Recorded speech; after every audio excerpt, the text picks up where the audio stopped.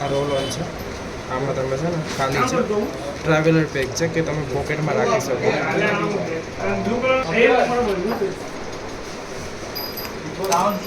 આ traveller pack છે. ખીચામાં પોકેટમાં રાખી શકો તમે ડ્રોપ પડે ફરીને. અને આ સિરમ ટાઈપ છે.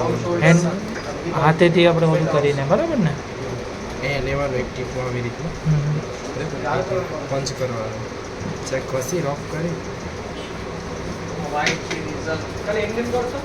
દાઢી આવતી દાઢી